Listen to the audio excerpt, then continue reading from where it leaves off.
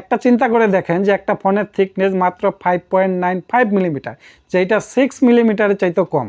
তো হয়তো ভাবতে পারেন যে ভাই এটা যেহেতু থিকনেস এত কম, এটাতে ব্যাটারি মনে হয় 2000 এমএচের ব্যাটারি ব্যবহার করছে বা 3000 এমএচের ব্যাটারি ব্যবহার করছে, এর চেয়ে বেশি ব্যবহার করে নাই। আর না ভাই, ওইখানে তারা কমতি করে নাই, ওইখানে তারা 5100 এমএচের একটা ব্যাটারি দিচ্ছে এবং এখানে চার্জ করার জন্য 4500 ওয়াটের একটা ফাস্ট চার্জার দিচ্ছে। আসসালামু আলাইকুম, কি অবস্থা সবার? আশা করছি সবাই অনেক ভালো আছেন। আজকের ভিডিওতে আলোচনা করব টেকনো পোভা স্লিম 5G ফোনটা নিয়ে।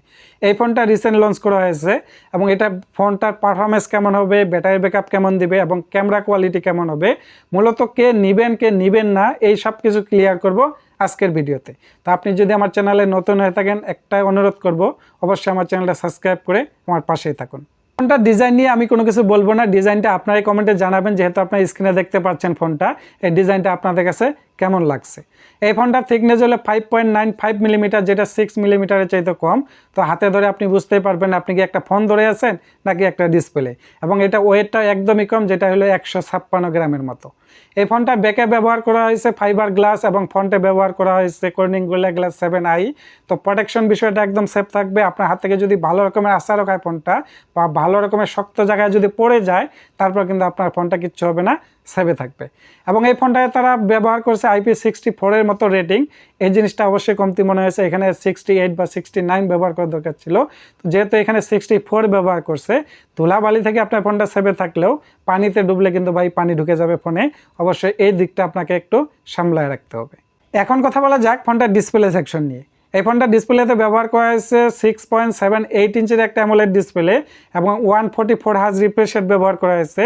এবং এই ডিসপ্লেটা কিন্তু 1.5K রেজুলেশনের একটা ডিসপ্লে।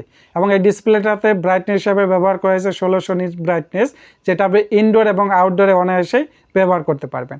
তো যেখানে এই 144 হার্জ রিফ্রেশ রেট ব্যবহার করছে, স্ক্রলিং করে এবং ডিসপ্লেটা স্মুথ একটা পারফরমেন্স দিবে এবং কি আপনি যখন কন্টেন্ট ওয়াচিং করবেন সেক্ষেত্রে আপনি একটা সেই লেভেলের ভিউ পাবেন এই ডিসপ্লেটা থেকে।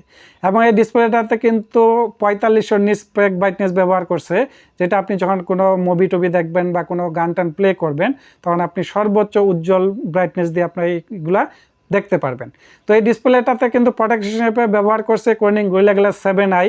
তো ডিসপ্লেটা যদি হাত থেকে পড়ে যায় তারপর ডিসপ্লেটা কোনো ক্ষতি হবে না। এবং ডিসপ্লেটাতে কিন্তু আন্ডার ডিসপ্লে ফিঙ্গারপ্রিন্ট সেন্সরও তারা ব্যবহার করছে। তো ডিসপ্লেটা ভাই ভালো ডিসপ্লে, কালারফুল ডিসপ্লে হবে এবং স্ক্রলিং করে হবে একটা স্মুথ পারফরমেন্স আপনারা পেয়ে যাবেন। এখন আসা যাক ফোনটার পারফরমেন্স সেকশন নিয়ে। এই ফোনটাতে সফটওয়্যারে পাচ্ছে অ্যান্ড্রয়েড 15 এবং এখানে কিন্তু তারা হাই ওএস ব্যবহার করছে, iOS 15। তবে ভাই এখানে একটা দুঃখের সংবাদ আছে। দুঃখের সংবাদ বলতে কি, যে এখানে কিন্তু তারা মেজর আপডেট দিবে মাত্র 1 বছরের, এমনটাই শোনা যাচ্ছে। এবং এখানে তারা প্রসেসর হিসাবে ব্যবহার করা হয়েছে মিডিয়াটেক ডায়মন্ডসিটি 64006 ন্যানোমিটার প্রসেসর। তো এই প্রসেসরটা আসলে কেমন পারফরমেন্স করবে, মূলত এইটা দিয়ে আপনি হালকা পাতলা গেমিং করতে পারবেন, তারপর ফটোগ্রাফি করতে পারবেন, রেগুলার ইউজ করতে পারবেন, ফ্রি ফায়ার, পাবজির মতো গেমগুলোও খেলতে পারবেন। তবে আপনি যদি মনে করেন যে হাই গ্রাফিক্সে খেলতে চান তাহলে কিন্তু অবশ্যই আপনাকে এখানে লেগের দেখা পাইতে হবে।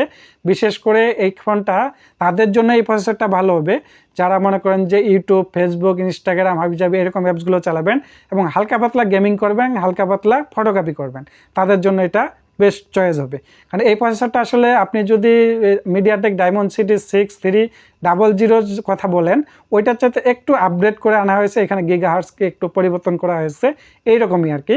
তো একটা সেই লেভেলের যে একটা পারফরমেন্স পাবেন আপনার প্রসেসর থেকে, সেটা কিন্তু এখানে পাবেন না। তো আমি বলবো যারা রেগুলার ইউজ করেন তাদের জন্য এই প্রসেসরটা ঠিক আছে। এবং এই ফোনটা কিন্তু দুইটা ভেরিয়েন্টে পাওয়া যায়, 6GB 128GB এবং 8GB 256GB। তো এখানে কিন্তু আলাদা করে কোনো মেমোরি কার্ডও আপনারা ব্যবহার করতে পারবেন না। আচ্ছা, এখন আসি ক্যামেরা সেকশন নিয়ে। এই ফোনটায় তারা মেন ক্যামেরা ব্যবহার করছে 50 মেগাপিক্সেলের এবং সাথে 2 মেগাপিক্সেলের একটা ডেপথ সেন্সর ব্যবহার করছে। তো অবশ্যই 2025 সালে এসে আলট্রা ওয়াইডটা অবশ্যই মিস করবো। আচ্ছা, আলট্রা ওয়াইড দিলে কি হয় ভাই, আপনারা ডেপথ সেন্সর, ম্যাক্রো শুটার বাদ দিয়ে দুইটা মিলাই একটা 6MB আর একটা আলট্রা ওয়াইড ক্যামেরা দেন না ভাই।